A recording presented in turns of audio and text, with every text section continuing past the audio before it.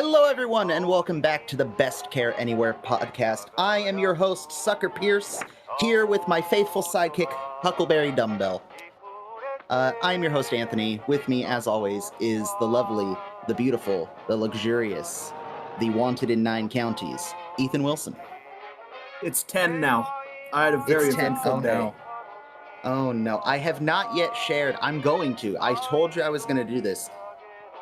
Side note before we get any further into the things we're going to discuss.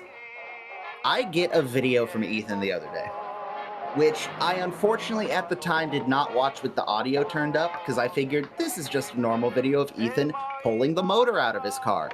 No, I come to find out after Ethan resends it to me, it's Ethan pulling the motor out of his car while he is under an active tornado warning, and it's officially the most Kansas thing Ethan has sent me. You know the worst thing about all of that? The very worst thing. The sheer amount of dust. I mean, it felt like... You don't say. Yeah, seriously. I mean, you think tornado and you think, oh, sharks. But they don't tell you about the dust and the grit that gets in your eyes. I'm still flushing stuff out. If I were to get pulled over, I'm sure the cop would think that I'm high. Are you in Oz now? Did you get sucked away? Well, I'm not in Oz, but I have made very good friends with the Scarecrow. I will ask no more questions.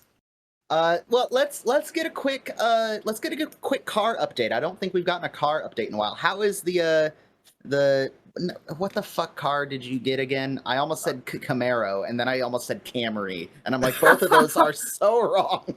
Camaro is more correct than pause. Camry. Can we 50 years from now, what are you rebuilding there, Hank? I found in the farmer's garage, I found a 98 Toyota Camry that I'm restoring.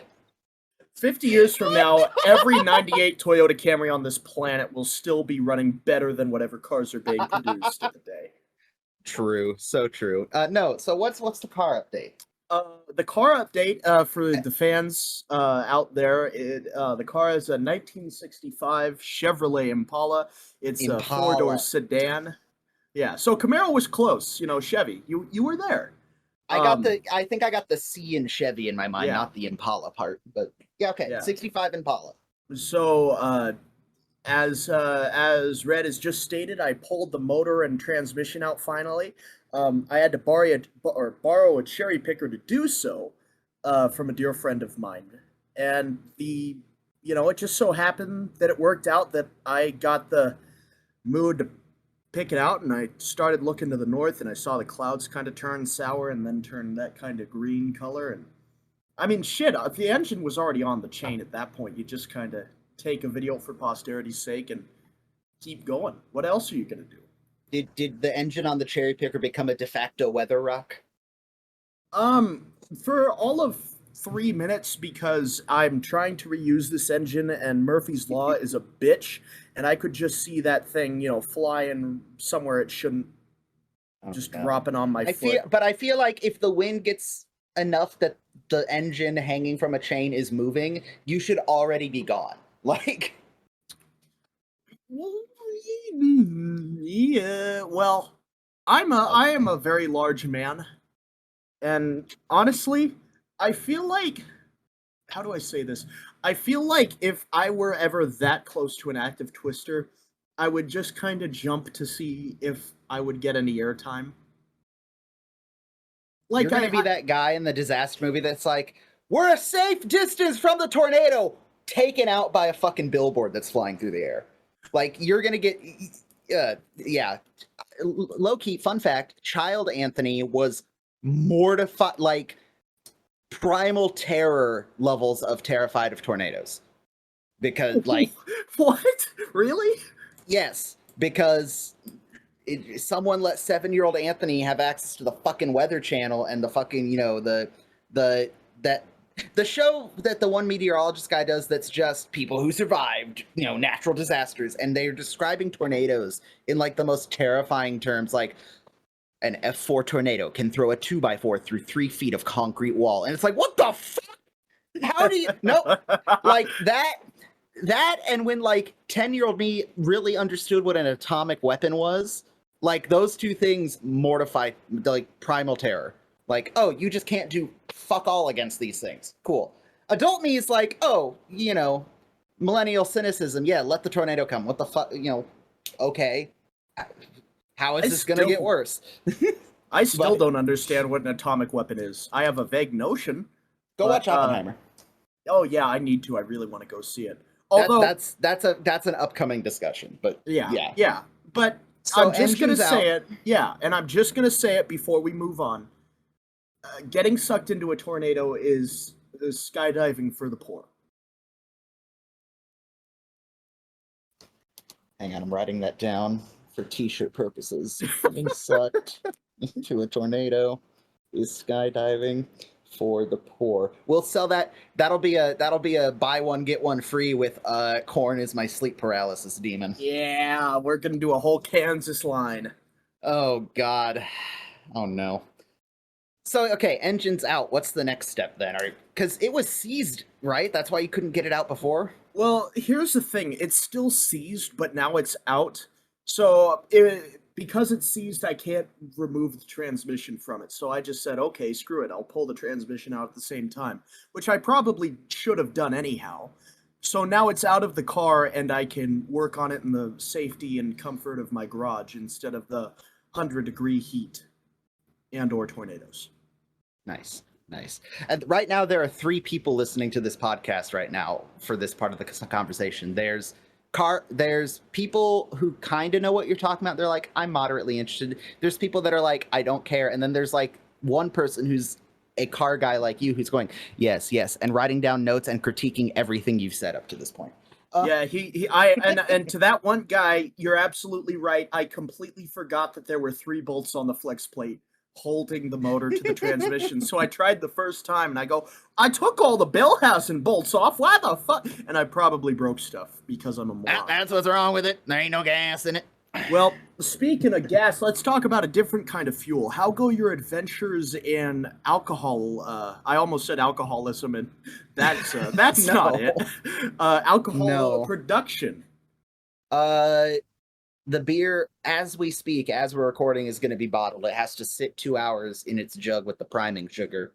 Essentially, the beer fermented, it's ready to be bottled. You have to give the yeast a little bit of sugar to eat when they're in the bottle to produce CO2 to carbonate the beverage. If you give them too much sugar, they overcarbonate, and you have produced what are essentially 50 glass shrapnel bombs. So you need to be very precise when you're measuring out the sugar. And I wasn't there for that, so I can only hope it was done correctly. No, it's really, you almost can't fuck it up at the point we're at, so I'm not worried about it.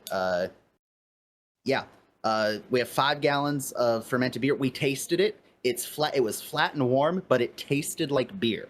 And it tasted like decent beer, which means once it's cold and carbonated, it should be very good. So, I genuinely did not know that was how beer became carbonated. Well, I thought it was the same like soda process, There's 2 ways to carbonate beer. You can introduce CO2 yourself, which is what you do when you put it into a keg, right? Or there's what's called natural carbonation, which is what we're doing. Natural carbonation is trickier because, like I said, if you don't give the yeast enough sugar or the yeast colony died and there's not enough yeast per bottle, you won't get carbonation. Or if you put too much sugar, they overproduce CO2, and they don't just stop producing CO2 when there's too much pressure. They keep going until the sugar is gone. So if you have more sugar than your bottle can hold CO2, they'll explode. But yeah, if you know the amount of sugar you're putting in per gallons of liquid, you're fine, because there's a wide margin of error if you shoot for the middle. So yeah, it should be good. They go into bottles tonight. 2 weeks from now, we can drink it. There's a wide margin of error if you shoot for the middle. That'll be on my gravestone. No, that's true. You can, if you're not worried about how much carbonation, you just aim for the midpoint of how much sugar to add, and you have a buffer either way. If you're like, I want it to be super carbonated, so I'm gonna redline it on the amount of sugar I add, then you're risking, well, did you measure correctly? Because it only takes a couple grams too much to blow up your bottles. So it is both an art and a science. It's kind of like baking. There's things in baking that don't matter, and then there's things in baking where if you're doing it hardcore, you have a kitchen grade food scale and are measuring to the ounce of dry ingredients, so you get the right outcome. And So, yeah, I see what you're driving at. but as for that's beer's more my mom's thing. I'm not much of a beer drinker. I'm looking forward to more the meads and the ciders, which luckily my dad has a connection for honey, and he'll sell it to me at a wholesale price, so it's a little cheaper. So I gotta pursue that line of acquiring ingredients, and I also have to acquire some of my own brewing equipment because I'm not going to be making 5 gallons of meter cider at a time, because that's 25 wine bottles, standard wine bottles. I don't need that much of a mead. I'd rather make a gallon at a time and have 4 or 5 bottles and make multiple different types of stuff at a time. So if I want, I'd rather try 2 or 3 recipes and have 20 to 25 bottles of different stuff than try 2 or 3 recipes and have 150 bottles of stuff. So I really am gonna leech off you on your upcoming supply, because I can't wait. Oh yes. But anyway, so some stuff to discuss before we get to this episode, as if we haven't been discussing stuff already. We need to talk about it because I sent you the article, and I don't want to say I was right, because there really was no way to tell how it was going to go, but I'm not surprised at the outcome. Again, because of our recording schedule, we are late to the party on this by a couple days. Alan Alda's dog tags and boots. They sold at auction. They started at 10K and they were sold together. I think, Ethan, you said they're going to get up into the 50s, 60s, 70s. Yeah, and I thought that's reasonable, but I guarantee you there's a fan out there that'll push it over 100K, maybe even 150. I don't want to say I'm right, because you can't know, but that is exactly what happened. Some super fan whose name and identity wasn't released, which, okay, that's fair. They went up for auction. They sold at auction for $125,000, which, yeah, I'm not surprised at all at that. Props to them. I hope they take good care of them. I can't imagine owning something that price. I know that he paid $125,000 for them, but they're almost priceless. Like, when you think about the historical significance of them, because of the historical significance of MASH, yeah. And of course they're only going to appreciate in value. Or yeah, I think that's true. They're only going to appreciate. So I think, especially if, and we're going to talk about this in a little bit, especially since there does seem to be a good chunk of the younger generations that know what MASH is and enjoy MASH more than I think people realize. I think they can only appreciate in value. Like, for example, in another 50 to 100 years, only people who are super in the know for certain things are going to appreciate certain things. Like, for example, a first edition Mark Twain book is always going to be worth money, but it's only going to be worth money to an ever shrinking group of people, right? Sure. Like I like Mark Twain. I'm not rich enough or care enough to buy a first edition book of his. That's going to happen with MASH too at some point, but I think because of streaming services and just how good MASH is, I think that's going to kind of float a little bit longer. It's going to glide a little bit longer. If that trend line's going to flatten a little bit before it gets to the bottom. So I think yeah, they're only going to appreciate in value, at least for the next probably 25 years. Yeah, and just to, clear the air on something here. You heard it here first, folks. When the inevitable MASH reboot happens, we aren't, okay? That's a whole nother conversation. I have thought that's a whole dedicated episode where pulling the curtain back, I have thought about this. I don't know when.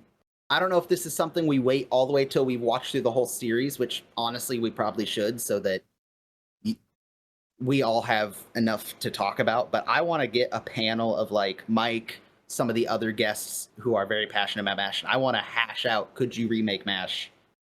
Could you remake MASH today in the early 2000s? Whenever we want to set the timeline, could you remake it? Why or why not? And I think that is that is a long form discussion for a much further down the road episode. But yeah, that's a tricky question. I can't wait to have it. $125,000. Crazy. I will put the call out if there's anyone listening to this podcast who works for, Fox or like a props warehouse. If anyone knows where all the surgical equipment from MASH is, I'd take out a loan to buy a piece of surgical equipment. Like, there's so much. Like, I'd absolutely put a hemostat in a shadow box next to my signed picture of Alan Alda on the wall. So, make it happen. Leak the documents. Do it. Attention all personnel. Colonel Potter would like to address the personnel personally. Hey folks, Anthony here, coming at you during the editing of this episode. Ethan and I had several points that we wanted to bring up with you, the audience, but each time we did, it just went on too long and was too rambly, so I decided I would do it in post and keep it a little shorter and to the point so we can get back to the episode as quickly as possible. First point of order is we wanted to thank you all for following us on the various social medias we have. That is by far one of the favorite parts of the podcast for us, is being able to see and interact with you guys about the episodes and what your thoughts are and share them on the show. So thank you all for that very much. We would like to remind everyone where we are because certain social media sites are constantly in a state of flux and change and strangeness. So we are on Facebook, Twitter, Instagram, YouTube Threads, and now brand new for the social justice warriors among you, we are on Tumblr. There is a surprisingly large MASH presence on Tumblr, so we figured why not? We'll get on over there. If you don't follow us on one of those and you want to, go ahead. I'm going to do my best, along with Ethan, to keep all the posts relatively consistent across all the platforms, so no one platform is seeing more or less of us. Some platforms are quicker and easier to post stuff and get it out there timely than others. For example, Twitter and Instagram are pretty quick, followed by YouTube and Facebook. Tumblr's pretty easy. Threads is tricky because I can't do it on my computer. I have to do it on my phone, so it takes a little more legwork to get that. But follow us wherever. We want to give a special shout out to Camilo Ruiz on basically every platform because he has been shouting us out from the rooftops with 5-star reviews. So thank you. I hope I'm saying your name right. We appreciate that very, very much. The second thing that we wanted to talk to you about is we've been doing this podcast for a little over a year now. We have been talking about some ideas and thoughts about stuff we want to do, and we are excited to announce that we will be launching a Patreon for the podcast. Now, we talked about this at length, and I'm going to try to keep it as short and to the point as possible here. We decided to start a Patreon. There are 4 tiers: a private, corporal, sergeant, and lieutenant tier for the time being, and those are $1, $3, $5, and $7 a month, respectively. Why are we doing this? Number one, we want to see if we can get the podcast to essentially fund itself. It costs a little bit of money each month to make the podcast happen. We would like to see if we can bare minimum hit the break-even point for that. In addition to that, we would like to have a little bit of a nest egg built up in the future that we can use for podcast-related activities. For example, we want to do some merch, more on that later, with some of the goofy ideas that we have come up with. We would like to have a little bit of podcast savings set aside if, for example, there's an opportunity to attend an event where one of the remaining cast members is attending, and go meet them and talk to them. We have been talking about going on a trip down to LA to go see the MASH film site, and that would require not only travel but some equipment expense to actually make the most of it and be able to share something back on the podcast. So there's a lot of things we want to do, but as young paycheck to paycheck people of the world, we can't fund it all ourselves. So we figured we'd see what the audience's interest would be in supporting the show in a more direct way. If that does not interest you, that is perfectly fine. We don't know what to expect from this, so we figured we'd try it. If we are pleasantly surprised with support, fantastic. If we are unpleasantly surprised with, hey, this podcast was free and now you're asking me to pay money for it, yeah, no, I'm not interested. We're fine either way. It's something we wanted to try. We will not be offended in the slightest if you're not interested in supporting us monetarily. The level of support you guys have been giving us is perfectly fine. On that note, what can you expect from the Patreon? What perks come with it? As of right now, the only major perk you're going to get with the Patreon is being kind of our first resource to tap when we have thoughts, ideas, questions about things we want to do about the podcast. For example, we've been talking about inserting a couple bonus episodes with movies that are MASH related to kind of break up doing the episodes, just to give us something a little different to talk about from time to time. We have one in the works that I'm gonna run by Ethan and see if he's interested in doing, but I'm not gonna give it away just yet. If and when we do merch, it would probably be the first place we show off some of the weird and wacky designs, MASH related designs that Ethan is cooking up in his demented brain. Primarily, the Patreon is there for just general support plus a couple little extra Easter eggs. Nothing we post to the Patreon is going to be purely locked behind the Patreon paywall.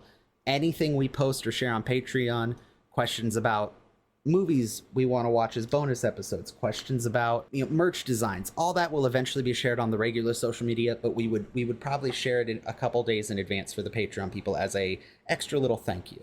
Links to the Patreon will be in the places links are normally put on this show, in the description, in the doodly-doo underneath. You know the drill. If you choose to support, thank you very much. If you don't choose to support, thank you as well. Continue listening to the show. Sharing the show and interacting with us is always going to be the best way to show your love for the show. Finally, the last thing that Ethan and I wanted to address with you. A few episodes ago, during our Season 1 recap, we mentioned that Jared would be stepping away from the podcast for a little bit. It has been a little bit, and I figured it would be wrong of us to not update you on that. For an indefinite period of time going forward, it will just be Ethan and I on the podcast. Jared's got stuff going on in his world that the podcast just is conflicting with. So it'll just be Ethan and I for the indefinite period going forward. Hopefully that will change. If it does, we will let you know.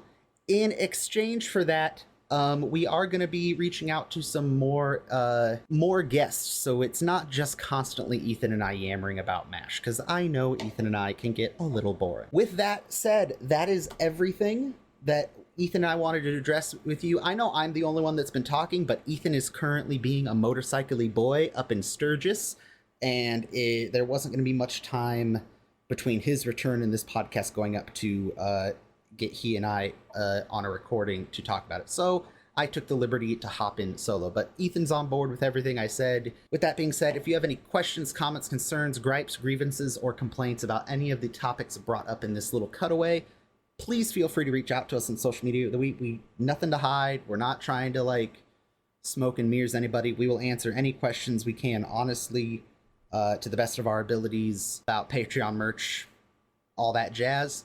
And we look forward to hearing from you on all that. With that being said, I will let you guys get back to the episode. Thanks for listening. Colonel Potter is now finished with his message to the 4077. It is time for us to discuss this week's episode. Can we have to discuss, we're recording this a week early. Why are we recording this a week early, Ethan? Well, I can't believe it's already been a year, but I'm going back to Sturgis, South Dakota for the Sturgis Motorcycle Rally. You decided to go back. That amalgamation of you are sounds. obligated to go back? It is in your best interest. It is in your best interest to attend. Yeah. Yes. What biker gang is threatening you? Threat is not the word I would use. It's Coerced? the truth, but it's not the word Bribed? I would use. No, the truth of it is, I just have some. The group that went with me last year wanted to go again. They asked if I would join, so I had to come to Anthony and say, "Oh, please, pretty please, will you move your schedule around for me?" I want to go see pretty bicycles, please. Yeah. So yeah, I'm gonna we're recording put, this a bit early. I'm gonna put baseball cars in my spokes and a little bell on the handlebars. God. I'm gonna wear one of those propeller hats and cruising down the strip in front of the dungeon. You're gonna get beat up. Anyway. Yeah.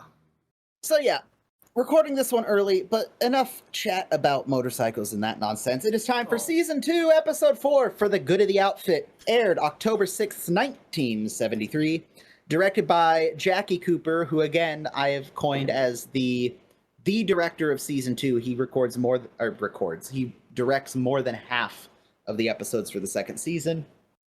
This is his 6th MASH of 13, so we're halfway through his repertoire already. Previous episodes he's done this season are Divided We Stand and Radar's Report. The writer is Jerry Meyer, which I had forgotten. This is his second of 2 MASHes he wrote for. The previous one being The Ring Banger, which, weirdly, knowing that now kind of makes sense for this episode. It's very problem with the army. Our two main guys are gonna not circumvent, but kind of step on the toes a little bit of the problem. It's not the system. Fighting the system. So we open on surgery, and I have to say this because I watched this episode twice, and I noticed it immediately. Remember a few episodes ago where we made fun of the fact that we hear Margaret say, "We need more sponges here," like 4 times? Yes. So they looped the same ADR track of OR noise through this entire scene. You'll hear Margaret say, "Colonel, when you get a chance, can you come here and need some more lap sponges," like 4 or 5 times. But the other weird thing about it is as the characters are talking back and forth, you hear themselves murmuring in the background because they are using that same ADR loop of them all in surgery. So Frank will make a comment to Hawkeye, and then it reverse shots to Hawkeye. And while Hawkeye is berating Frank, you hear Frank like, "Oh, give me that IV there." And it's like it doesn't take me out, but now that I noticed it, I must curse you all with the knowledge as well. You know, so, the hero thing to do would just be to bear that knowledge with grace and sacrifice and shield us from it. Yeah. It's my bear to cross, I know, but yep. You know what? What better way to torment the audience but than by sharing it with them?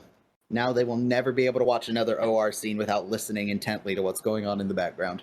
But yeah, so we're in surgery. The doctors come to realize, like, wait, all the people we're operating on are Korean civilians. To which Frank points out, well, if you'd been reading the casualty reports, you would have learned that the village of Tae-Dong was shelled last night. Which, okay, yeah, unfortunately, shit happens. Civilians are inadvertently, and in worst case scenarios, intentionally targeted. There's a whole rabbit hole of conversation we could go down about total war and is targeting the civilian population a reasonable act to bring a war to a quicker end. Cough, it's almost August. Cough, Oppenheimer. Cough, strategic bombing of Germany. But we're not going to cough Sherman's march to the sea. Cough. But yeah, cough, the firebombing of Tokyo. I'm sorry, what are we talking about again? Yeah, again, all those topics I just listed are full of nuance, and you had to be theirs and other things. A conversation for another episode that I would honestly love to do, because my God, there's such interesting topics of conversation that come up with those. But the village of Tae-Dong was shelled, and this is where when I first saw this episode, I was a little confused, but I guess it makes sense. The doctors pull shrapnel out of a patient are kind of looking at the shrapnel like, hang on, come look at this. And they realize it's American shrapnel. At first, I'm like, how can you tell a chunk of metal is one nation's or another's? But I guess if you're pulling enough crap out of people for long enough, you get to know the difference between, oh, this is a large caliber machine gun round, or this is a small caliber rifle round, or this is fragments from a U.S. Army hand grenade, or this is fragments from a Chinese hand grenade. Like, it makes sense to me that you would be able to eventually tell the difference, right? Like, I would equate it for in Ethan terms, like if I dump a bucket of nuts and bolts on the ground, you at a glance could probably sort them by size and type by eye fairly well. Like, you may not know the probably. exact you may not know exactly what metals they're made from or what they necessarily are for, but you can go, okay, these are roughly all the same size, this is roughly all the same size, these are all, you know, stainless steel, these are all, you know, like, you could sort them out pretty well. So I don't think it's unreasonable for the doctors to be able to identify American munitions from enemy munitions by eye. But yeah. So surgery scene over. Hawkeye and Henry are in Henry's office. He's washing his golf balls, which I love. And Hawkeye is coming to the realization that the village of Tae-Dong was shelled by a American military artillery unit. So it was a case of friendly, well, not friendly fire. It was military on civilian, but it was still a case of our artillery shot at the wrong people and ended up killing a bunch of civilians and wounding a bunch of civilians. And reasonably, Hawkeye's not thrilled with that, as I don't think anyone should be. Trapper comes in with the shrapnel fragments saying that, yep, 100% these are American shell fragments. Checked with a guy in munitions. They're American as apple pie and napalm. And I'll throw this out there. Blue on blue, a term for friendly fire, happens in warfare all the time. Unfortunately, it's just, call it the law of averages, call it, you know, whatever you want to call it, it's just going to happen. And unfortunately, it's just part of war, as shitty as that is. But I think it's a particularly poignant episode, given that this was aired in 1973, right as we were starting the process of getting out of Vietnam. Because in the Korea was easy enough to determine bad guy from good guy, but Vietnam, they were such an insurgent force that there are more than a few stories of villages being, you know, bombed to the ground because, well, there's the VC are using that village as a staging point. You can't determine a VC from a civilian most of the time, because that's their whole thing, is disguising themselves in the civilian population. And I'm sure by this point in the Vietnam War, there were more than a few news stories saying, the Air Force leveled this village with a napalm strike looking for the VC, and it's like, oh boy, that's not a good look, U.S. military. But well, this is kind of like the diet form of that then, because that's an interesting context. But the form that we're presented is so, it wasn't deliberate. It was more of an accident. It was accident or deliberate, and it is more of an accident, 100%, as it's framed in the episode. But if you look at it from Hawkeye's point of view, it doesn't matter. He wants the army to take responsibility one way or the other, because, and in a perfect, completely utopian society, the army 100% should be like, oh, our bad, and own up to it. But as we're going to see, that's not how the real world tends to work. Right, wrong, or indifferent. Even Henry, the first thing out of Henry's mouth is, I want to remind you just how thrilled the army is about people who rock the boat. Which, again, this is a question that I'm going to bring up a couple times this discussion. Henry is... That might seem like a callous comment from Henry, but I think it's a justified comment. I don't think Hawkeye and Trapper are wrong for wanting to pursue this, but I think they are naive to the fact that the military has a lot of power. Again, right, wrong, or indifferent. And they're going to use that authority to get an outcome they want. Which, again, right, wrong, or indifferent, it's the way it's going to be. And we saw that a little bit with Radar's report. We talked about it with a Section 8 discharge. Alan Arbus, praise be unto him, as Sidney Friedman told Klinger, look, if I give you a Section 8 discharge, I have to put on this paper why, and the only thing I can put is you're a transvestite and a homosexual because you're wearing dresses. They will kick you out for that, but they're also going to stick it in your permanent record, and it will follow you through your civilian life. And you have to deal with that. And Klinger rightfully is like, hell no. And it's like, yeah, because that would basically nuke your social standing no matter what. Same thing we're going to see here is the Army has a narrative they want to push for this. Be damned anyone else's opinion. And I think we're going to see a couple instances where people are trying to warn Hawkeye and Trapper, like, hey, if there's a chance this goes very, very wrong for you. Again, not saying it's right, it just saying it is what it is. But my favorite line from this though is we're not really Army. We're little A as opposed to big A. And Henry just looks at him and goes, yeah, well, you file that report, the Army's going to put your big A and your little A in a sling. So, thank you.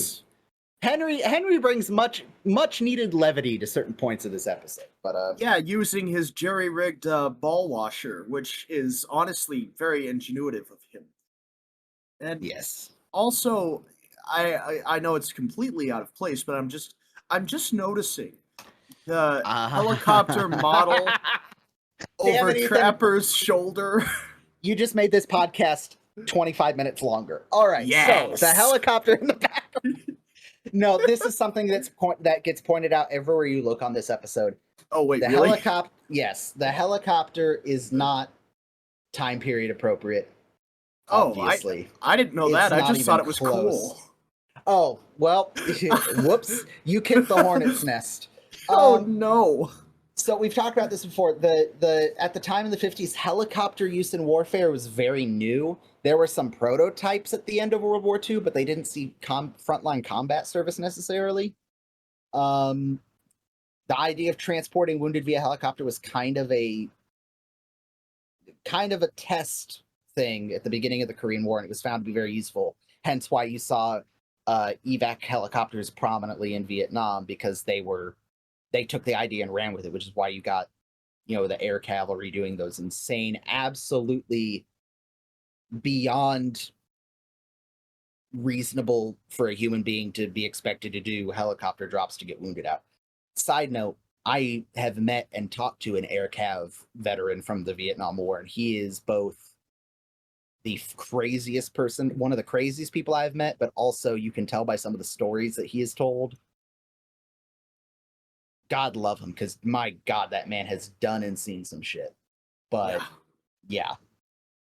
Anyway, the helicopter that's hanging in Henry's office is not period appropriate. It is a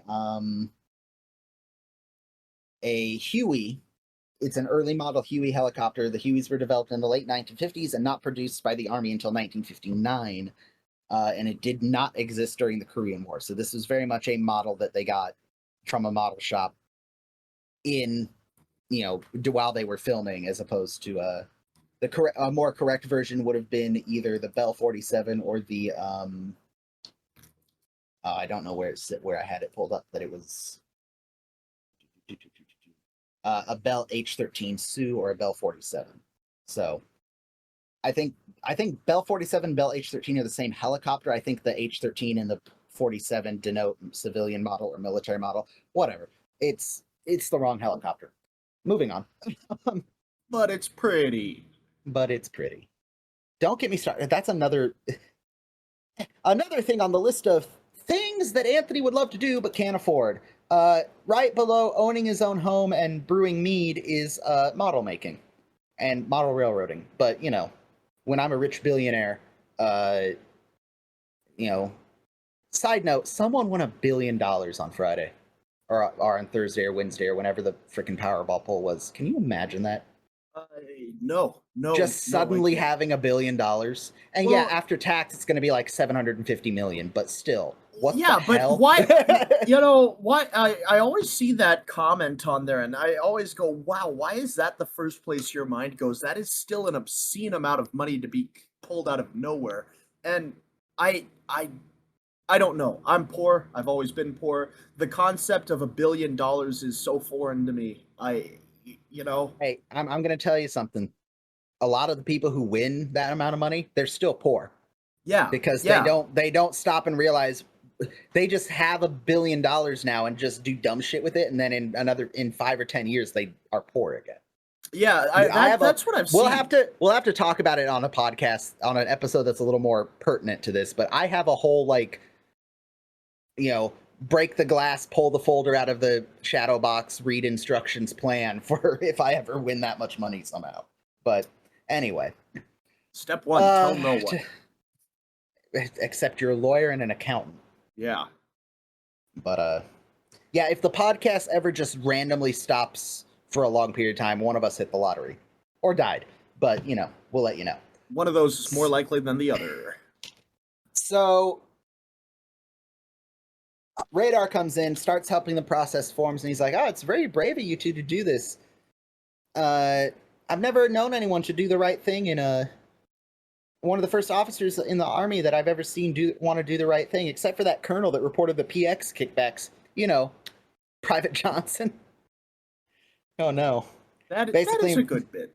Basically implying that, hey, he reported something less serious than you guys are, and he got booted all the way to the bottom of the rank ladder.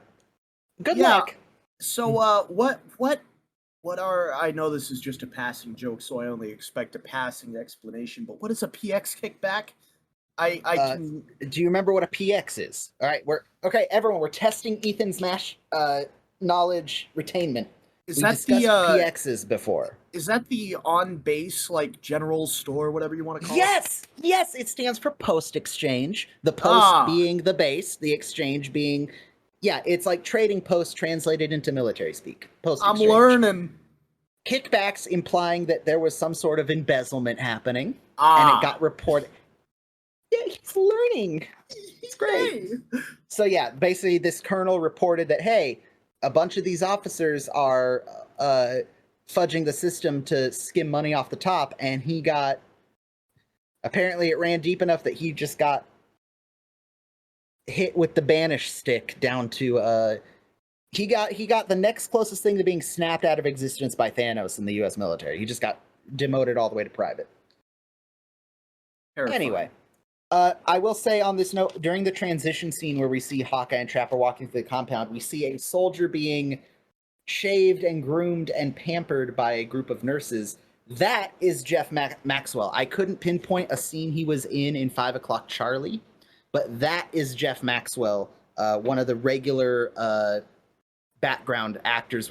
Not background. He eventually has a named speaking role as Private Igor, but since I couldn't find him in 5 O'Clock Charlie, he's prominently displayed here. That is who I'm talking about when I say Private Igor or Jeff Maxwell. Co-host of the MASH Matters podcast. Go check them out. They're very awesome. For Ethan's reference, remember way back when I said one of the podcasts went out to Malibu Creek for the 50th anniversary and we're raising money to... Yeah. That podcast. Him. So, actor from the show, does podcast about MASH. Go listen. We then get Hawkeye and Trapper trying to navigate U.S. Army forms. Hawkeye notes that there's multiple choice disasters on one, and on the other, you must substitute World War II for Korean police action. We then get, you love him, you hate him, Frank Burns. I love the little exchange between them and Frank. Pigpen, brothel, here, sir, yo! I laughed so hard. Especially because of the pair of women's heels hanging from the chimney. Or yes. I guess actually what do you want to call that? Stovepipe. Well, it's not the stovepipe. I thought I don't think I ever noticed the hot pink high heels. How did I not notice those? Oh, yeah, they're just there. Wow.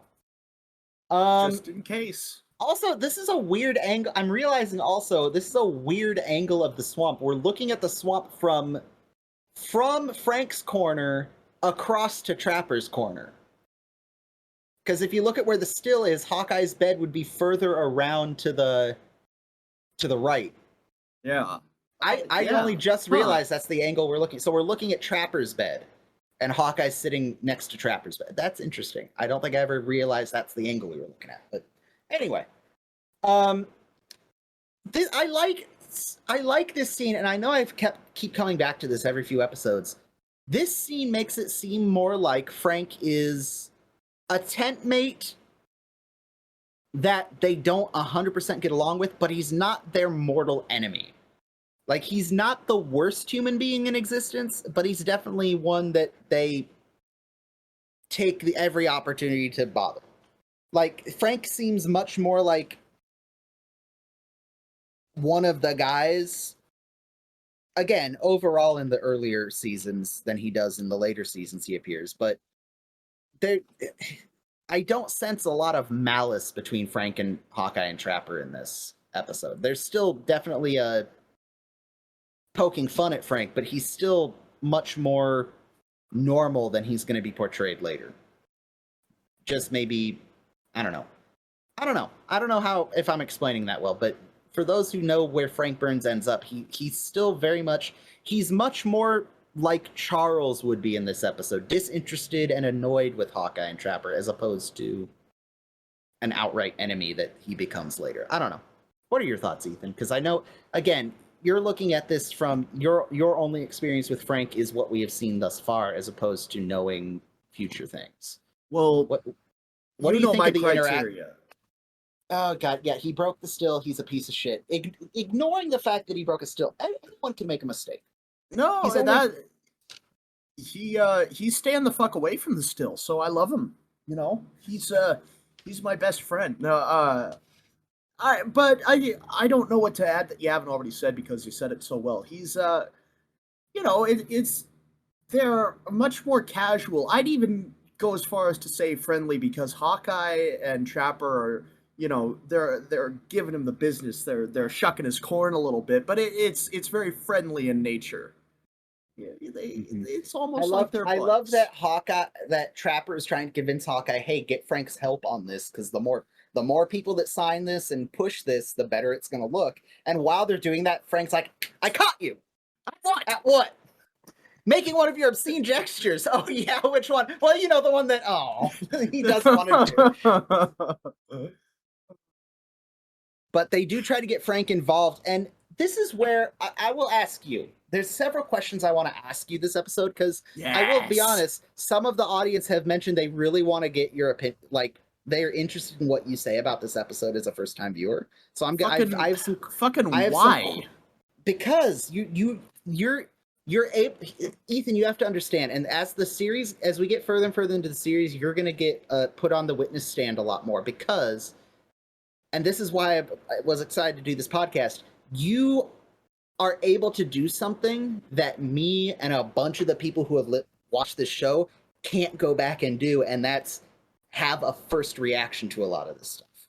And there are much more intense episodes in the future to get your first reaction on, but an episode like this is still interesting because it's I have going into this episode of the podcast preconceived notions about stuff I'm going to ask you about, but I feel like I've lost the opportunity to do it with you and Jared previously, to really grill you on some stuff that I was scared that if I did it too soon, too early in the recording of this podcast, I would have scared you guys off. But now you're here, you're stuck, you're committed. So now I'm going to bother you a little more.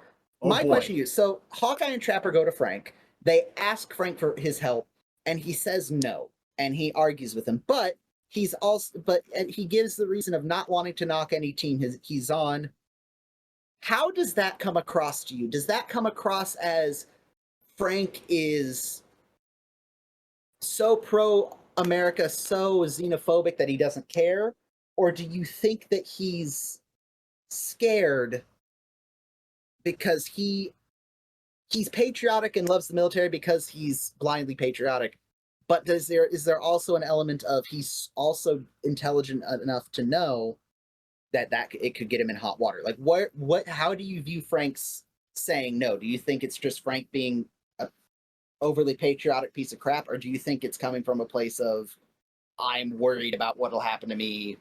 I know you got how do you interpret that on your first watch through? I rationalize this as Frank having drank the Kool-Aid, if you will, of the American Army. He has watched and believed every training propaganda film out there, and I think in his mind they are objectively right no matter what. So because of that, he's not going to knock it. And to that end, I think it's also very easy for him to take that, well, it's okay because America is morally correct no matter what stance, because Hawkeye and Trapper are the ones asking him to do the favor, because they do this whole next bit, which is hilarious in my opinion, of all the pranks they've pulled on him. You know, peanut butter and his stethoscope, which I don't even know how you would do. And this autographed photo of my mother, which Frank, Dad yeah. wasn't your real father. Love, Mom. So Oh no. I don't even think it's so much that he's being very xenophobic in this. I just think he is really bought into the propaganda that has been fed to him, and more than that, he does not have the affection to Hawkeye and Trapper that it seems in this scene Hawkeye and Trapper have towards him. Mm-hmm. So, but do you think? Yes, Frank is okay. You think Frank is being kind of blindly patriotic? America is morally right no matter what. Do you think Frank has a sense that what happened is wrong and is just sticking by the military side to save his own face? Or do you think he is so blind that he doesn't consider what happened a big deal? Or somewhere in between? That's a difficult question. I think. All right, I'll put it to you like this. From what I have seen of Frank Burns thus far, is that he's very self-serving. Mm-hmm. I don't think it's a matter of morality with him. I think it's that he cannot see how helping Hawkeye and Trapper in this moment will further his own interests. It's riskier for him to help them than it is to not. Exactly. Yeah. Okay. I think I'm in agreement with you there. I think if you were to hear Frank's inner monologue, which is why I'm gonna spoil something for you. We never get a dear someone letter from Frank, which when we get to that point, we'll discuss it. There's reasons why they didn't, and the writers and Larry Linville explain why they didn't. But I would have been fascinated to hear a dear Louise letter from Frank. I really would have. I think it would have been very interesting. But I also understand why they didn't, because it's just a whole episode of Frank, which, dear God. I think Frank knows it's morally wrong, but I think you're right in that he knows there's a greater chance that it's going to do him harm than good to go in with Hawkeye and Trapper on this, so he doesn't. Yeah. And I think that even comes through in the way that he's like, I don't remember operating on anyone. He's just trying to like get Trapper and Hawkeye to drop it. Because I think the less he thinks about it, the better he's gonna feel.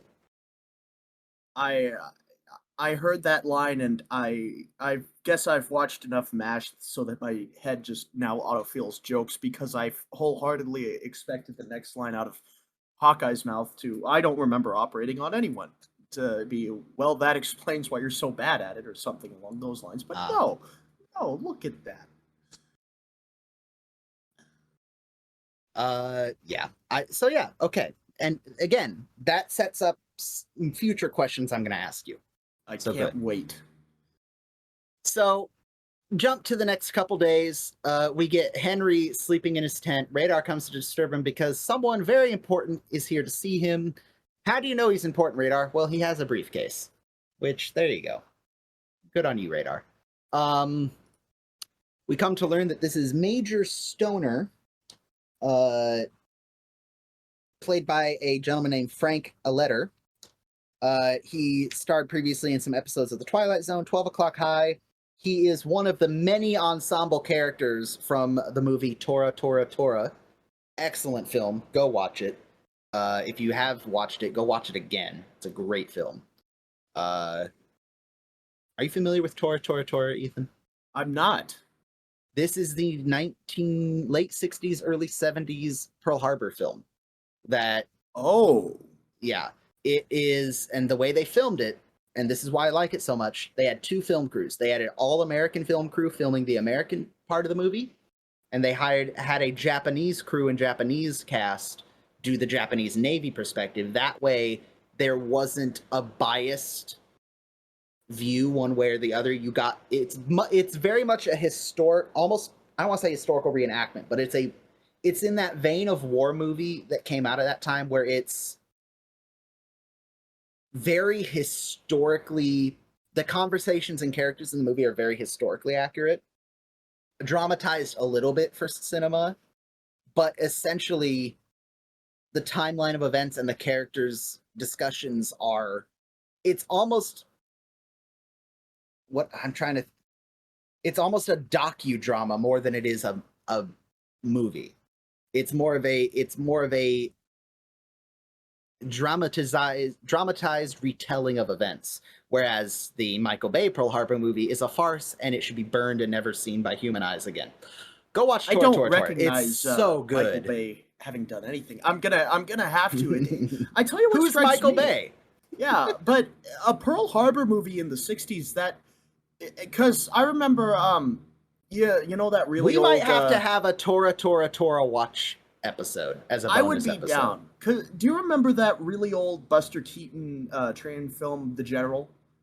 Yes. Yeah, I remember one of the reasons that it was like it didn't make any money when it first came out was because the Civil War was still, quote, a little too close, so it kind of Oh was no. critically panned for opening up old wounds, and I would have expected that out of a movie about Pearl Harbor from the '60s, but to hear that it's got, yeah, we're gonna have to watch that. Let me see if I can look. Yeah, Tora Tora Tora was 1970. Well, still, So that's yeah, still that's 29 years. I would put Tora Tora Tora, A Bridge Too Far, The Longest Day. Though that's what I think. Gung Ho. They're factual events told in a slightly dramatized way, but they're still very. It has a big ensemble cast because they point out like all the little players. I'd say the closest war movie that has come to that style of war movie in recent memory is the Midway movie from 2019, where yeah. it's this ensemble cast that's showing off a bunch of individuals who are actually there, as opposed to something like Saving Private Ryan that is a very good realistic war movie, but Private Ryan wasn't a real person. Tom Hanks's character wasn't a real person per se. You know what I mean? Band of Brothers too. Band of Brothers is another one I'd put, and the Pacific I would put in that category. That's the kind of war stuff I like. That's very true to life and based off of true, real people and telling it accurately. Hence why Inglourious Bastards, great movie, and I love it. Hans Landa and Christoph Waltz is fantastic, but it's like that's not a war movie to me. It's a movie that takes place in war. It's very different. But anyway, that's a whole nother side episode, bonus episode, non-MASH episode. But moving on. So Major Stoner is here. He is from the Adjutant General's office, essentially the investigative branch of the Army, right? You have the judge advocate generals, you have, and the Naval Criminal Investigative Services, eventually a thing. You have the military police. It's the rules and lawyer division of the U.S. Army, essentially. I hate him. Yeah. I'm not even gonna make a Major Stoner joke now because he's a lawyer. I mean, he's not a lawyer. He's a detective, essentially. He's an Army detective. He's gonna get all the paperwork, get all the facts to push an investigation. Well, in that case, I know a Major Stoner. God damn it! And there it is. Yep. Keep going. Never mind. Folks, you want to guess how much money Ethan's gonna have to pay me to edit that out? All right. Anyway, so Major Stoner comes, tells Henry, "I'm here to discuss the Tae-Dong matter.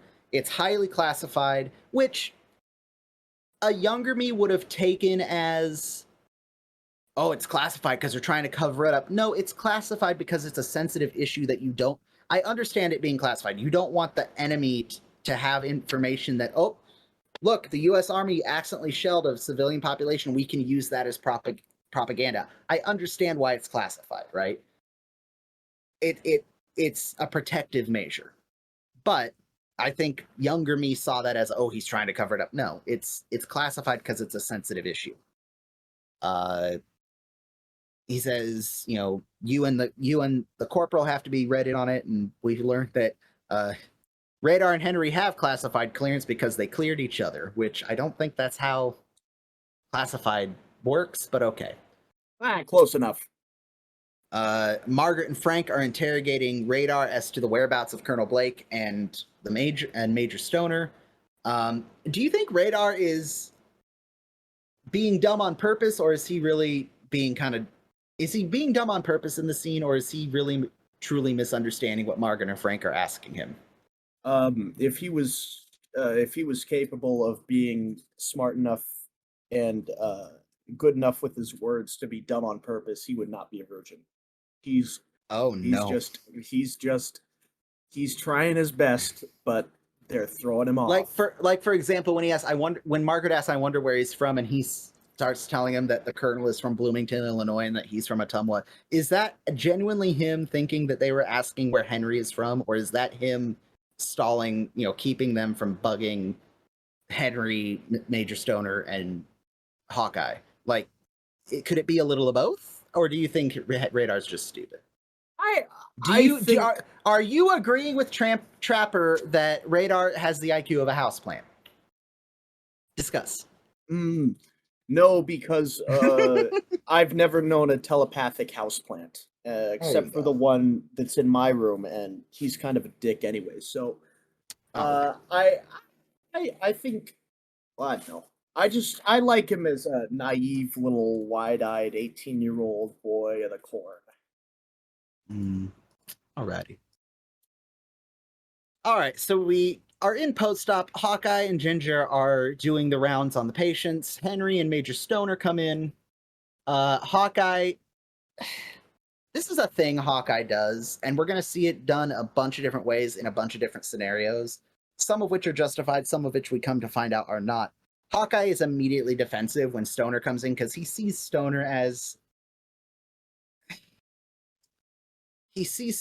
a barrier, not an aid, which in this moment I think is a little irresponsible of Hawkeye.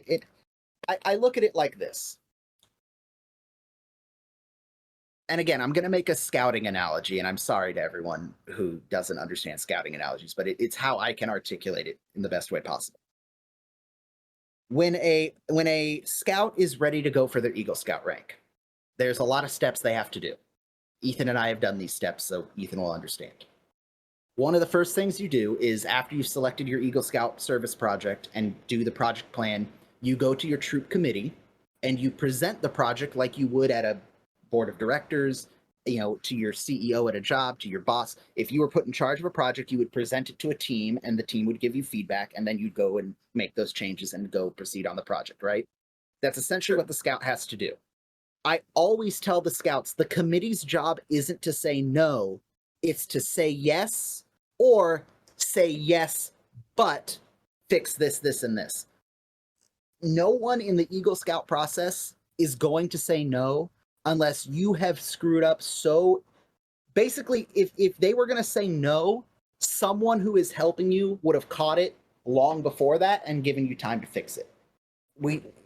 That's where I'm kind of annoyed at Hawkeye. I understand his misgivings and his hesitancy to trust Major Stoner, but I think blindly seeing Major Stoner as someone who's trying to blockade you at first is a little irresponsible.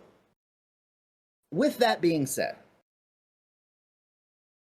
Hawkeye points out that these, and Major Stoner is doing the thing that I always hear in crime shows and I always see in news articles, the alleged shelling of Tae-Dong, the alleged murderer, the alleged bank robber. That's how our justice system is geared. You're innocent until proven guilty, or you should at least be perceived as innocent until proven guilty. I understand where people are like, oh, the alleged mass shooter. Yes, but in order for the justice system to work, you can't just be calling him. You can't perceive someone's guilt before trial, because then that could lead to a mistrial. That's a huge thing. My mom works in the justice system. That's something that they contend with, is because of how prevalent social media is and how stories can be shared. It's harder to get people to perceive innocence in a courtroom, especially if they're on a jury, because they may have already heard about the case before they're called to jury selection. It's a whole thing, and it was a whole thing at one of the jury summons I had, there was literally a 10-minute conversation between the judge and one of the jurors up for selection where he's like, do you understand the concept of innocence until proven guilty in a court of law? Yes, Your Honor, I do. All right, with that in mind, do you believe that the defendant there is guilty of the crime, of the charges that have been put before him by the state of California? Yes, sir, I do. Okay, I'm going to ask you again. Do you believe in innocence until proven guilty? Like, they went back four times, and finally the judge said, the judge is ruling to dismiss juror 8. And it's like, this guy couldn't understand that he was doing the very thing he argued he understood not to do. It was crazy. Well, the court of public opinion is a hell of a thing. Yeah, and unfortunately, it sometimes works against him. So yes, it's annoying that Major Stoner's like, oh, allegedly they were shelved, but he's doing the legal thing that, again, I've had experiences with lawyers. I had an experience with, unfortunately, a friend of my dad's who was my lawyer in a case. And he said something to me that just immediately made me not like lawyers. And I think that's everyone's thing, is they don't care about lawyers until a lawyer makes very blatant how their job works and what they expect you to do because of that. And it's like, ugh, gross. But that's a story for another time. But the question I'm going to ask you, and I kind of waffled on before getting to this point. Major Stoner points out to, Henry even tells Hawkeye, you're being unreasonable. And even Major Stoner even says, hold on, Captain, I want to help you. I think it's courageous of you to come forward and share this information, and I want to see that justice is done. At this point, with no future knowledge of what happens in the episode, do you think Major Stoner is being sincere?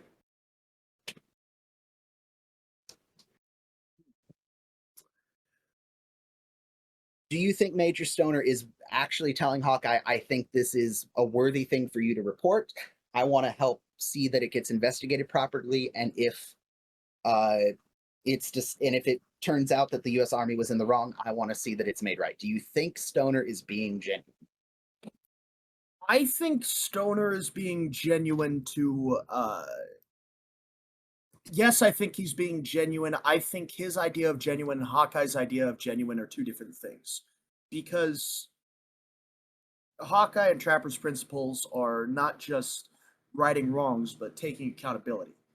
And I think Stoner's is willing to take or willing to right the wrong, but I don't think they would see eye to eye on making it, public prevalent knowledge, that sort of thing. Okay, I'm gonna disagree. I think Stoner is 100% genuine. I think he sees that wrong has been done.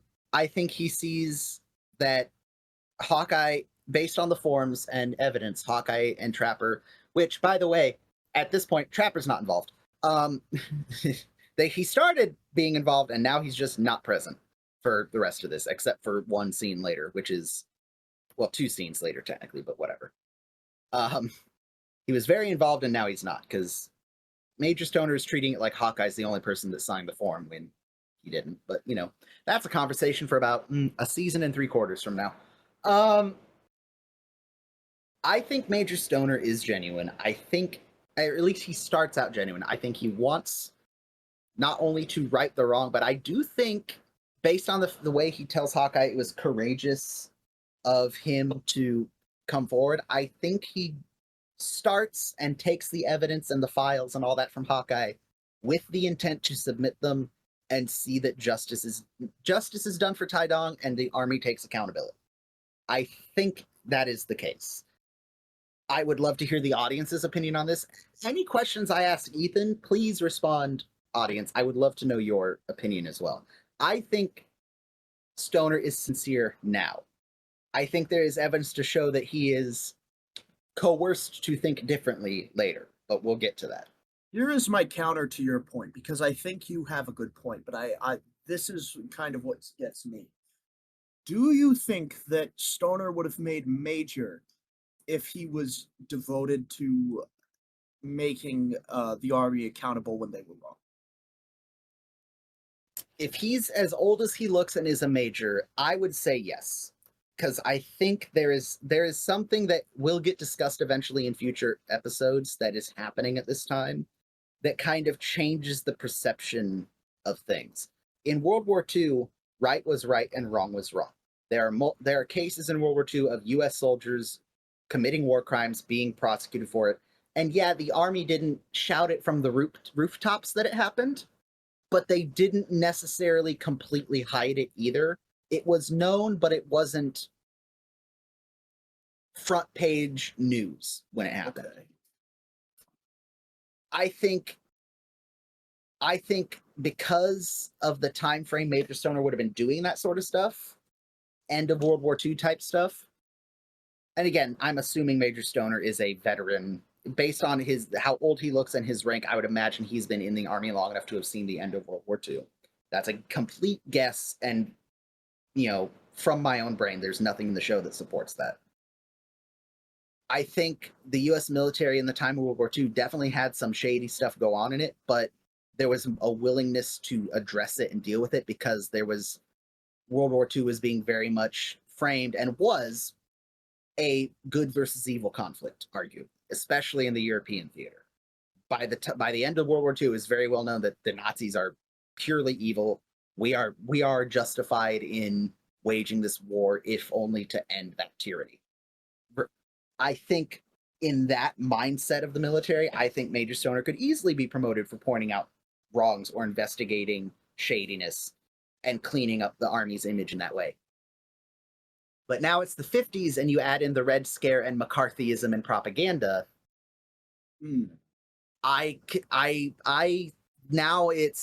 Now you add that Frank layer of don't knock the team you're on thing to it, because now it's what is our image as opposed to our geopolitical enemy's image.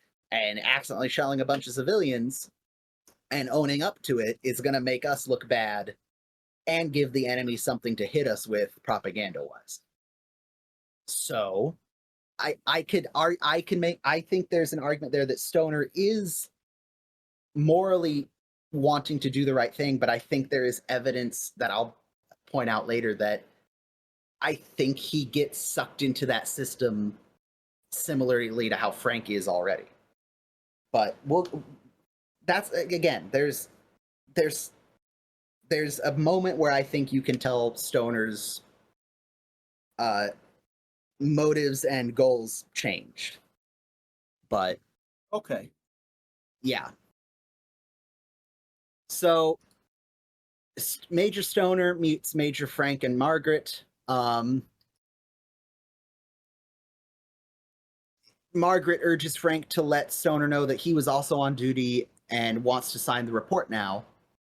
To which Major Stoner says, well, if you were ranking surgeon, you absolutely should have signed it, but unfortunately, I already have the paperwork. It's done. I'm submitting it.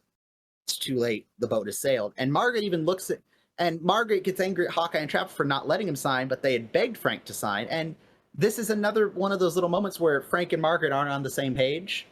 It's happened a couple times where Margaret looks at Frank like, Frank, you didn't sign the paperwork. So to me, that tells us that Margaret is on, maybe not necessarily on Hawkeye and Trapper's side, but if you were to line people up based on, do they think the shelling of Tae-Dong was wrong, or do they, I don't want to say think it's right, but do they think it shouldn't be investigated? I think Margaret's firmly on the same side of the coin as Hawkeye and Trapper, even though she's not necessarily teaming up with them, but she thinks it's the right thing to do, even though she may not like Hawkeye and Trapper personally.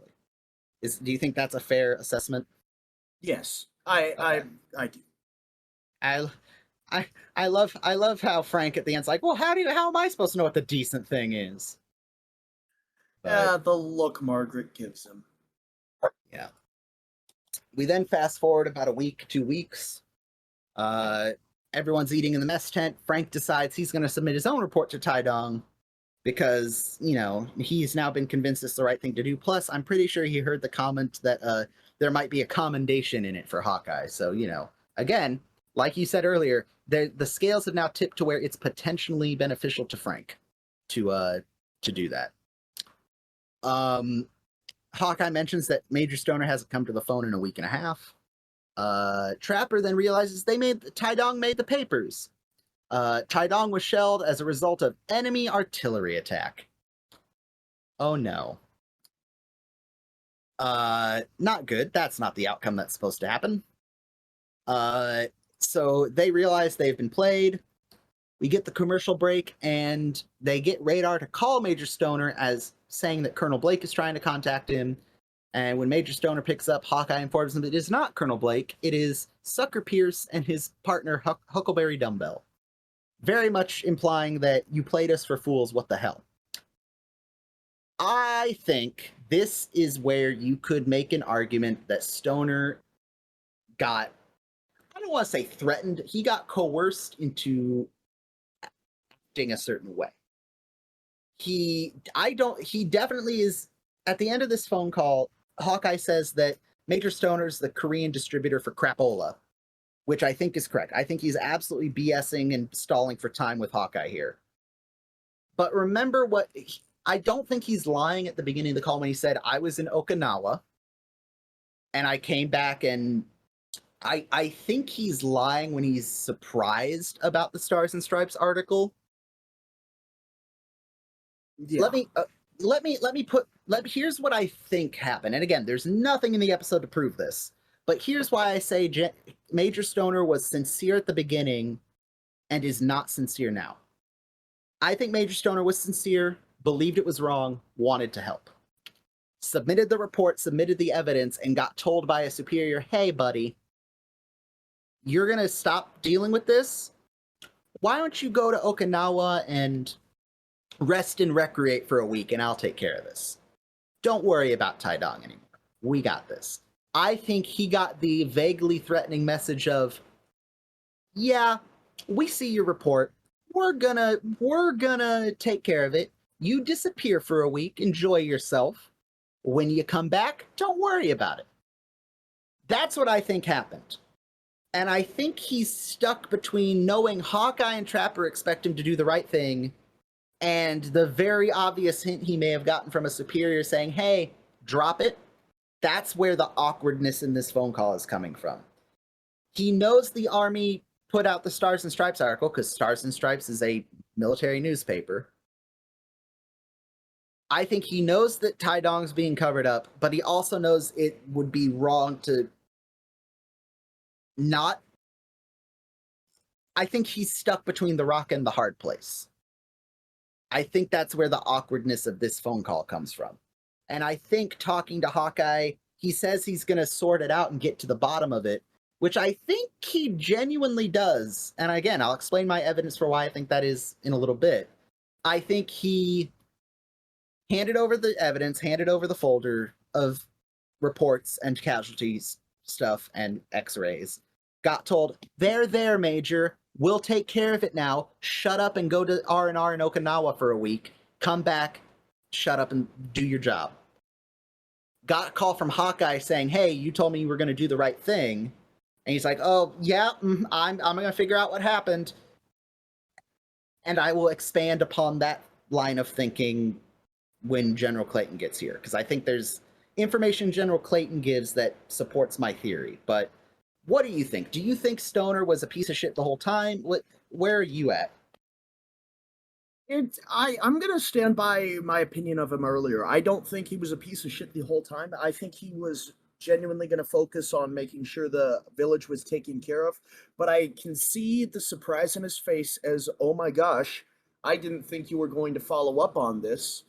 I didn't think you were actually going to try and make the U.S. Army take accountability for it. Mm-hmm. All right. So that phone call ends. Hawkeye is less than thrilled and wants some insurance. So he writes his father, who has connections to a congressman from Maine, to maybe get a little bit of congressional pressure to see that the Army takes responsibility. To which Radar informs Hawkeye his mail is being held at Division HQ. And that sends Hawkeye into a bit of a rage. He goes and yells at Henry. The Army has covertly placed him under house arrest. He can't leave base, and they are holding his letters. Hawkeye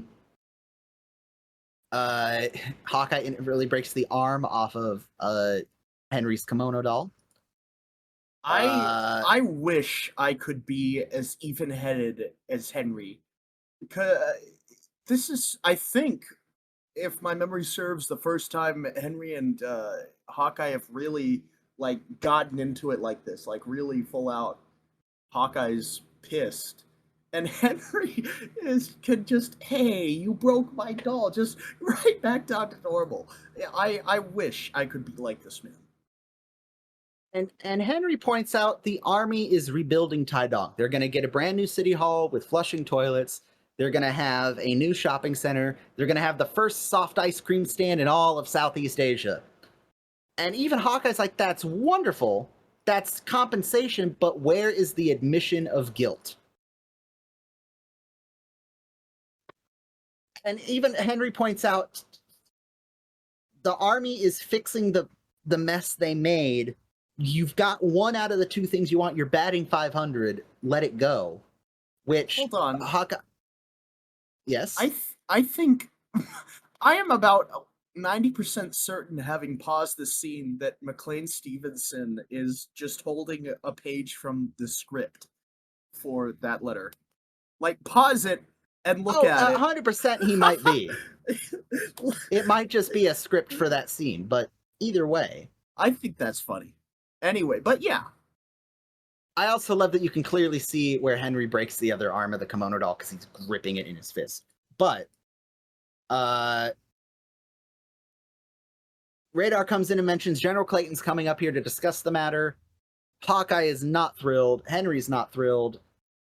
And General Clayton arrives. Now, this is where things get interesting. I love that they play this little jingle for General Clayton anytime he gets here, too. It's kind of fun. So Henry's a little bit in the bag in this scene.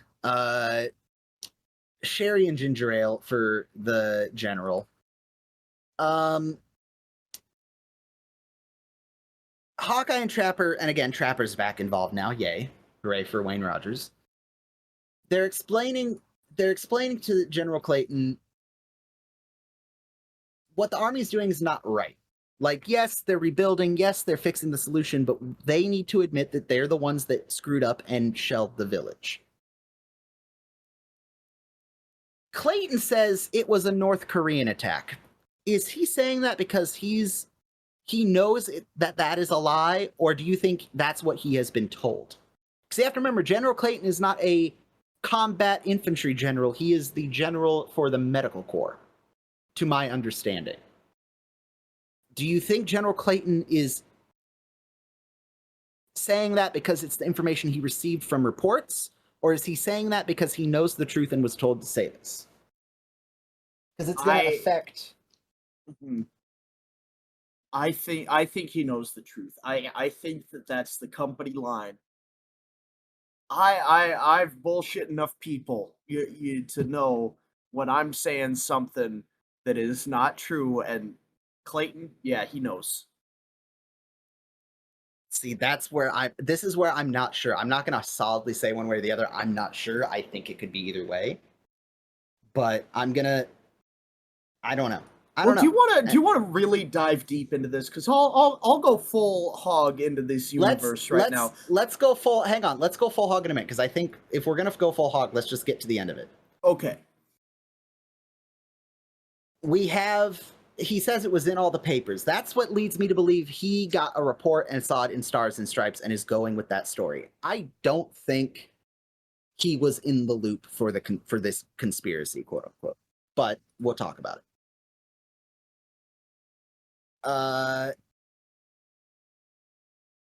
They say, we gave you all the evidence. We gave it to Major Stoner.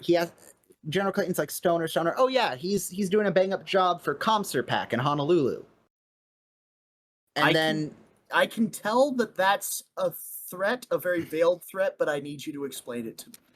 ComSurPac, Commander Services Pacific. It's essentially the logistics division of the Pacific Theater. And Alex, again, let me run through this, and I'm going to give you what I think happened, and then you can tell me how I'm wrong. All right, I'm sorry. So he mentions that Major Stoner got shipped off to, out of the Korean theater to Honolulu, into a desk. He got shunted into a desk job, basically. Here's what I think happened. Major Stoner was sincere. He submitted the paperwork, got told, hey, stop asking questions about this. We're going to take care of it. Forget it happened. go on a 1-week R&R to Okinawa. He came back, got pressured by Hawkeye. I think Stoner followed up and was like, hey, we have evidence that says we didn't shell, or we're the ones that shelled him. Maybe we should re-look at this. And then they booted him out of the Korean theater so he can't make waves anymore. I don't think General Clayton was 100% in the loop as to what's going on. I think in Henry's office, he's starting to realize the full picture, which is why we get the, hey, I think this is where he realizes, they submitted evidence to I-Corps. I-Corps bumped the guy that was investigating it and is now censoring these guys from saying any more. I see what's happening.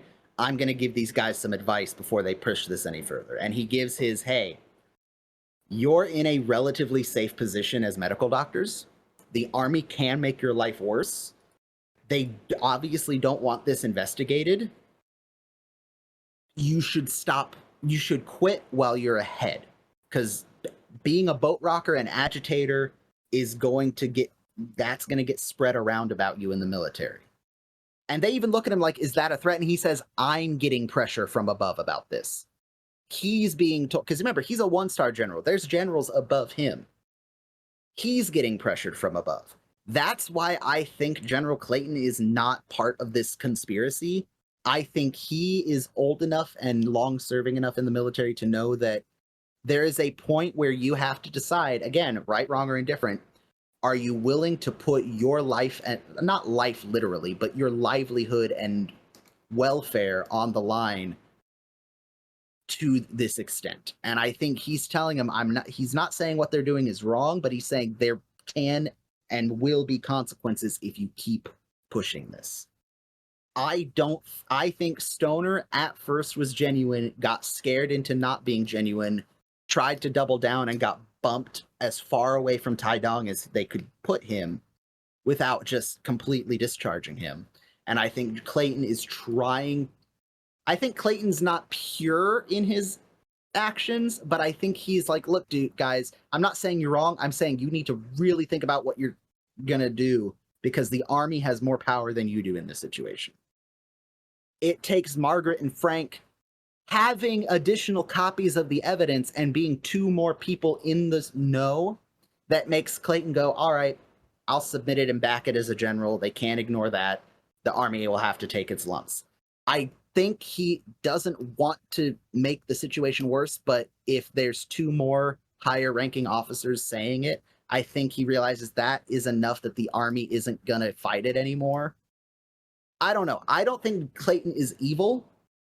I think he's playing both sides. I think he thinks Hawkeye and Trapper are morally justified, but he is also streetwise, quote unquote, for the Army enough to know that at the end of the day, if the Army doesn't take responsibility, yeah, that's shitty, but is making the Army take responsibility worth the buckets of shit that are going to get dumped on you, is what he's trying to impart on Hawkeye and Trapper, which I think he thinks it's the right thing to do, but I also think he has built a rapport with Hawkeye and Trapper to the point that he does not want to see them get the book slammed in their face. You know what I mean? I don't know. I have watched this episode more times than I can count, and I always come away thinking differently about it. And now watching it with a fine-tooth comb, I think Clayton and Stoner got chewed up in the machine along with Hawkeye and Trapper. Just Stoner and Clayton can ride it out a little bit better because they're a little bit higher ranking than the captains, and they're regular Army, not drafted doctors. With that being said, would Ethan like to blow the doors open on the U.S. Army's conspiracy in this episode? Or listen to me, I don't have much time. In all fairness, you and I agree in a lot of points. I think that Hawkeye and Radar have built up enough of a rapport with the general that he has some affection for them. I mean, really in the tone, fatherly advice, etc., etc. I think he likes them in his own way.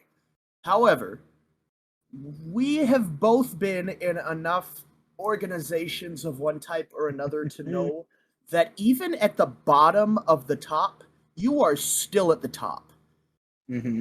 I think just because he may be the lowest status character among his little ring of generals and other, top army men, he's in the loop. It is my opinion that he knows what's going on. He knows the truth. He probably didn't give the order to bury the truth. He probably had no heart in that.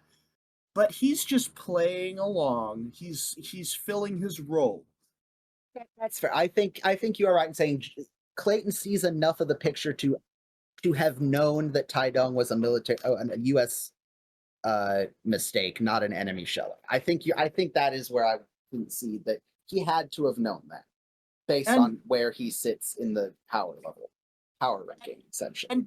And to your credit, you did sway me because when I first watched this episode, I thought you could be on a front line was not a hey, don't rock the boat. It was more of a hey, rock the boat and this will happen. I thought it was much more of a threat than kind of a come to Jesus saying. I don't think Clayton would be the one to sign those orders. I think what he's saying is, look, if you make yourselves a big enough of a problem, the army will respond in kind. I don't think he's saying I will. He's saying the wheels of bureaucracy of the army will turn a certain way that it's not going to be any one person saying fuck these two doctors. It's going to be the way the system works is going to, for example, we need to rotate doctors through units. These two are agitators, anti the military. Yeah, we'll send them to the aid station at the front over this guy who's professional and isn't on our radar for anything. I don't think it would be a malicious act of fuck you two guys, we hope you die and bury the evidence with you. It's more of a you guys are kind of pieces of shit. All right. I think it's definitely scummy, but I don't think it's like Soviet Russia styles of we're going to disappear you to the front lines, never to be heard from again. Yeah. It's definitely, and Hawkeye and Trapper definitely read it as a threat, which again, I don't think it is. I think it's a warning more than it is a threat. But to that end, it's still important to remember that when, Deus Ex Hot Lips and Frank come around with their, big stack of evidence, he still just kind of shrugs it off. Even the army has to take his lumps, and clearly he has the power to get that information out in the paper on page 1, as Hawkeye suggests, that he would not be, that the general would not himself be labeled an agitator or boat rocker. He's higher up than he's letting on. And again, maybe, and it could be part of the fact that I'm not understanding what Clayton's role is. I just assumed he was, I don't know if he's a 1-star general of I Corps itself, or if he is specifically the medical corps part, but I don't know. And I think the fact that we're able to interpret it slightly differently is a credit to the writing of the show. But I don't know. I don't think General Clayton is the again, to draw a parallel to another show. I don't think General Clayton is. Have you seen Avatar: The Last Airbender, Ethan? Yes.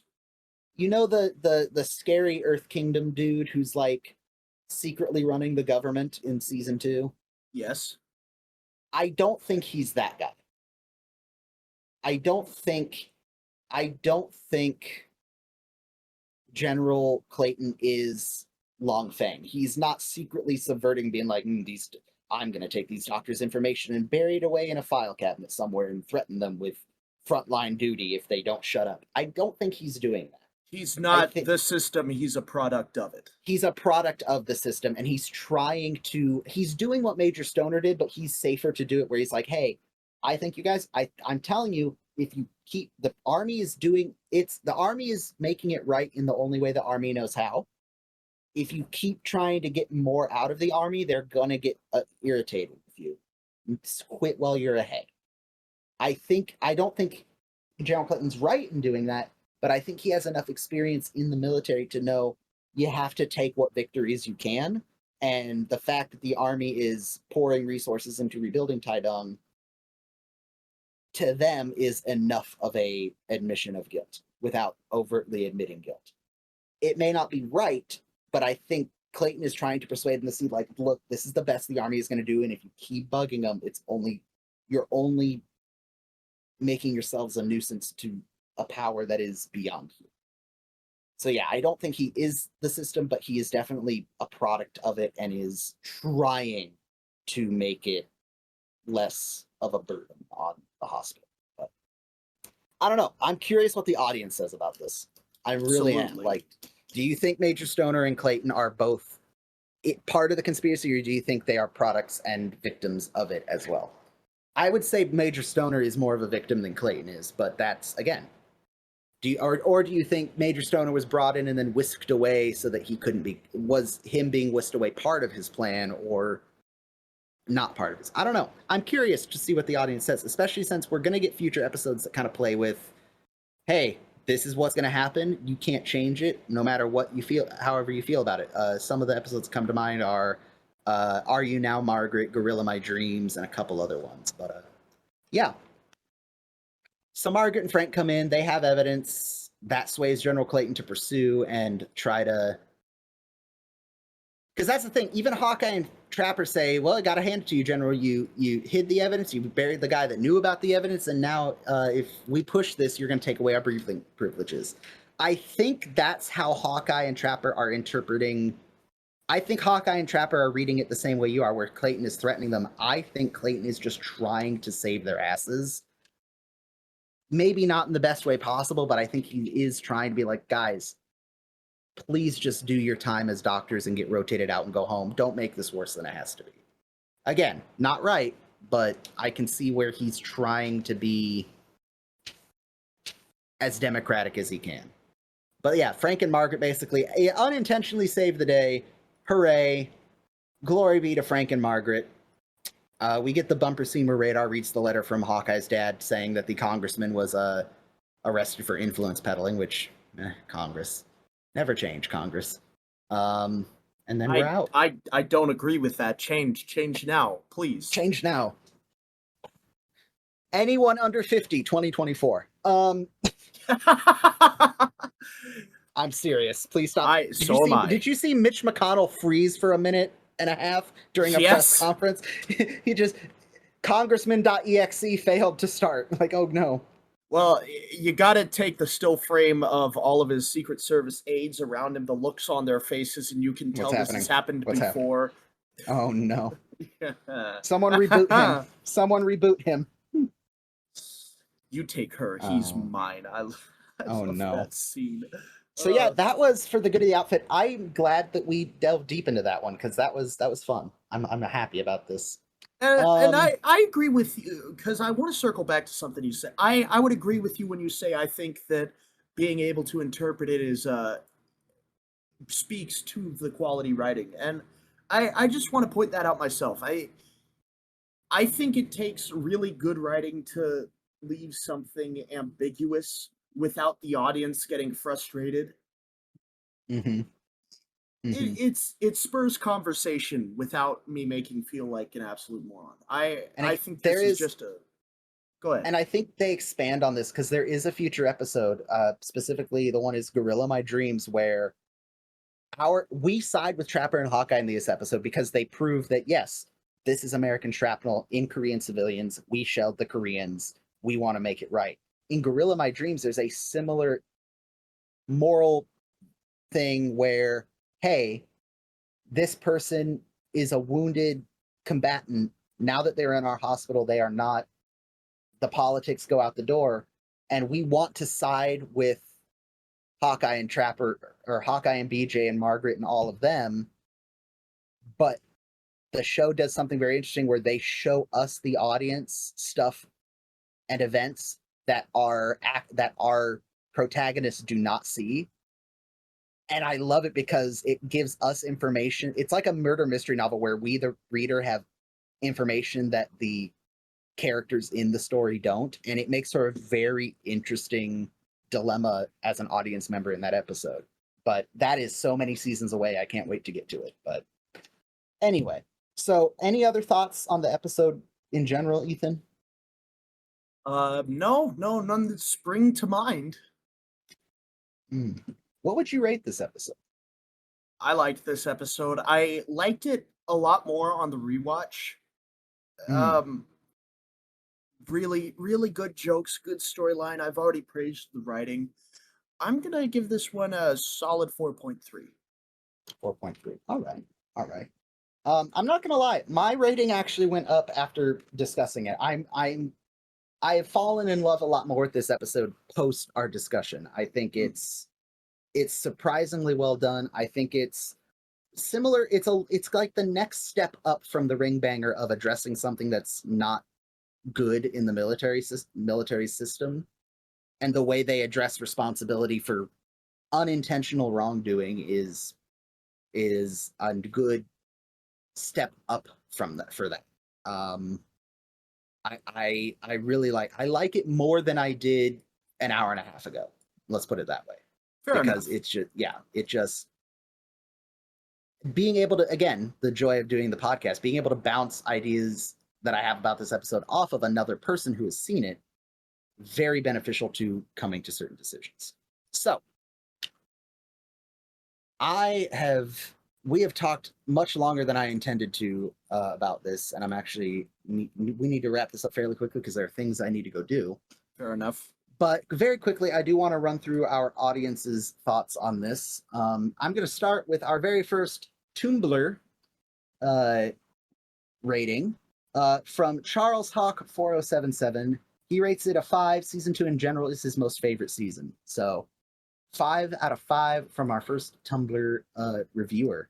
Chad Smith gives it a 3.8 out of 5. Good performance from Herd Voland. Lots of great Hawkeye Trapper Frank scenes. The laugh track over the discussions of friendly fire shelling and wounded civilians was a little hard to take, which the writers and actors said that one of the hardest things to overcome is that the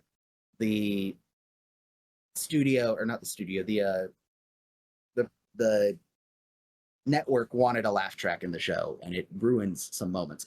I believe in the DVDs, and maybe even on Hulu, you can choose to turn the laugh track off. Yeah, and I know that there's people who say there's a discussion, do you watch them laugh track on, laugh track off? Let us know, do you watch it laugh track on or laugh track off? The laugh track does go away as you get further into the show, though. Mike Jameson says 4 out of 5, another strong season 2 episode that reflected issues being dealt with regarding the trust and authority, patriotism, and surveillance, all while dropping in hilarious MASH one-liners. MASH again reflecting its times, and in some ways, unfortunately, ours. The season 2 win streak continues. I did forget to mention, Henry has some great little one-liners toward the end of the episode. They're getting a brand new temple that's never even been prayed in.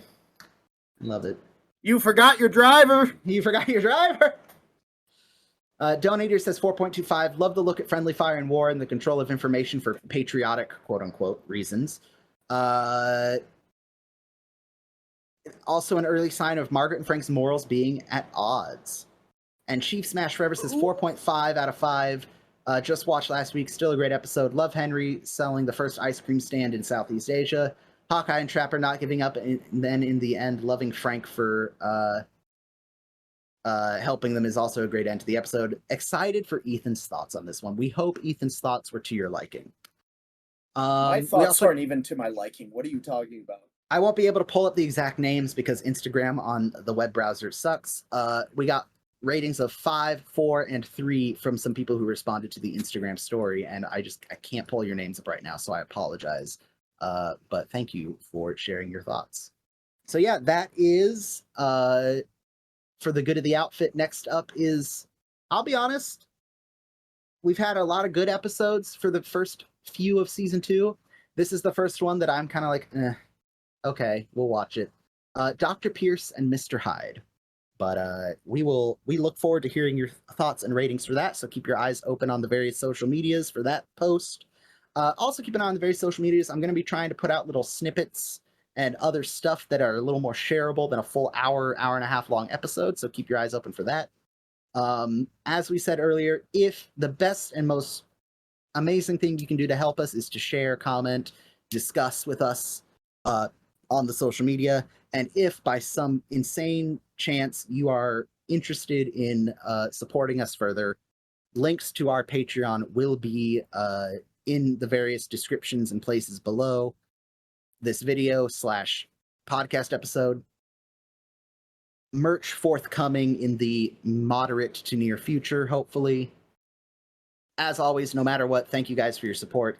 As Ethan usually says, it is mind-boggling to me that there are people that care about our opinions on this show and are willing to listen to us for, an hour to 2 hours. So thank you for your support. We appreciate it very much. As always, let us know what you think about anything we've discussed, and we look forward to chatting with you in the future. Is there anything else, Ethan? Any thoughts from Kansas to share? The corn beckons me. And with that, thank you for joining us. We'll talk to you next time. Bye-bye. The time has come for us to say sayonara. My heart will always be yours for eternity.